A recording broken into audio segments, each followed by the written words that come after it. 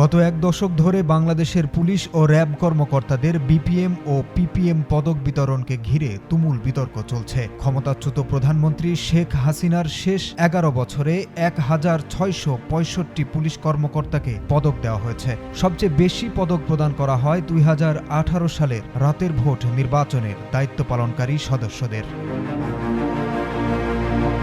এই পদকপ্রাপ্ত কর্মকর্তাদের মধ্যে অনেকেই বিএনপি ও জামাত কর্মীদের বিরুদ্ধে সাজানো মামলা, নিরাপদ সড়ক আন্দোলন দমন, বিরোধী রাজনৈতিক কর্মকাণ্ড দমন এবং জঙ্গি অপারেশনে সরাসরি ভূমিকা পালন করেছেন।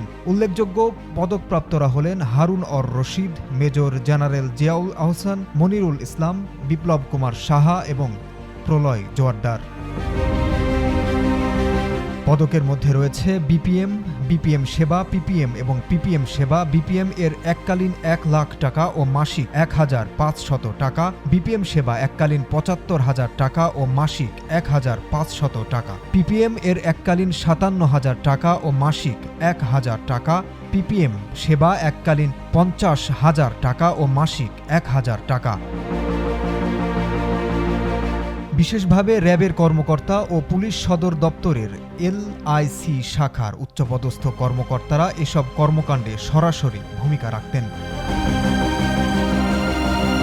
সম্প্রতি সাবেক আইজিপি চৌধুরী আবদুল্লাহ আল মামুন, র্যাবের সাবেক মহাপরিচালক বেনজির আহমেদ সহ ১০৩ কর্মকর্তার পদক প্রত্যাহার করা হয়েছে। পুলিশ সদর দপ্তর জানিয়েছে, পদক প্রদানে অতীতে কোনো অনিয়ম থাকলে তা খতিয়ে দেখা হবে এবং ভবিষ্যতেও প্রয়োজন অনুযায়ী পদক্ষেপ নেওয়া হবে।